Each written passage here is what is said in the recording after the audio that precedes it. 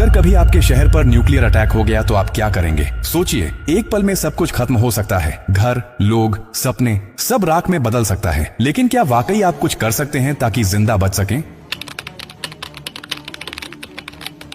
हाँ, अगर आप अभी से तैयार हैं, ये जानकारी जिंदगी और मौत के बीच की दूरी तय कर सकती है। क्योंकि जब एक न्यूक्लियर बम गिरता है तो सिर्फ धमाका ही नहीं होता, उसके बाद शुरू होता है वो खतरनाक खेल जिसे कहते हैं रेडिएशन फॉलआउट। और उसमें जो जिंदा बचता है वो भी धीरे धीरे मरने लगता है। सबसे पहले जानिए कि जैसे ही न्यूक्लियर बम गिरता है, एक तेज सफेद रोशनी आपके सामने आती है। इस रोशनी को देखना मतलब अपनी आंखों की रोशनी खो देना। आप अंधे हो सकते हैं स्थायी रूप से। इसलिए पहला कदम, जैसे ही धमाके की खबर मिले या रोशनी दिखे, तुरंत जमीन पर लेट जाइए, अपनी आंखें और कान बंद कर लीजिए और चेहरे को किसी कपड़े से ढक लीजिए। ये पहली रक्षा है। अब सवाल उठता है कि कहां जाएं? तो याद रखिए, अगर आपके आसपास कोई मेट्रो स्टेशन है, बेसमेंट है, अंडरग्राउंड पार्किंग है, तो वहीं भागिए, क्योंकि जमीन के नीचे रहना न्यूक्लियर फॉलआउट से बचने का सबसे कारगर तरीका है। लेकिन अगर कुछ नहीं है तो अपने घर को ही शेल्टर बनाना पड़ेगा। सारी खिड़कियां, दरवाजे बंद कर दीजिए। हर छोटी छोटी दरार को भी किसी कपड़े, टेप या गत्ते से बंद कीजिए। हवा का एक भी रास्ता नहीं खुला रहना चाहिए। अटैक से पहले या जैसे ही खबर मिले, आपके पास सिर्फ कुछ मिनट होंगे। उसी वक्त पानी भरिए, बाल्टी, बोतल, ड्रम, जो भी है। याद रखिए, अटैक के बाद पानी में रेडिएशन मिल सकता है। नल से पानी बिल्कुल मत पीजिए, इसलिए पहले से स्टोर किया हुआ पानी ही जिंदगी बचाएगा। खाने के लिए ड्राई फूड रखें,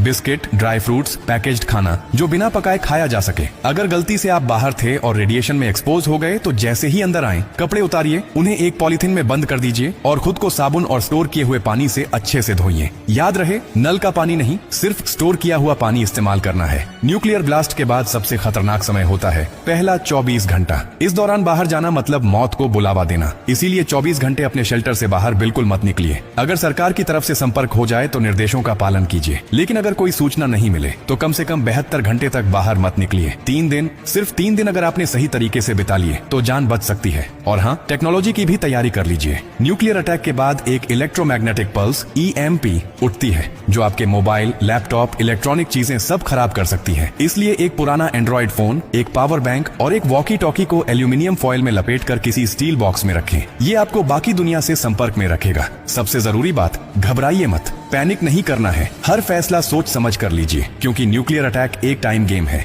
जो जितना शांत रहेगा, उसकी जान बचने के चांस उतने ही ज्यादा होंगे। और याद रखिए, ये जानकारी सिर्फ आपके लिए नहीं, बल्कि आपके परिवार, दोस्तों, पड़ोसियों और पूरे समाज के लिए है। क्या आप अकेले सुरक्षित रहना चाहते हैं? नहीं ना? तो इस जानकारी को हर उस इंसान तक पहुंचाइए जिसकी जिंदगी की आपको परवाह है। हो सकता है आपकी एक शेयर से किसी माँ का बच्चा जिंदा रह जाए, किसी पिता की आखिरी उम्मीद बच जाए, किसी बहन का भाई लौट कर घर आ जाए। और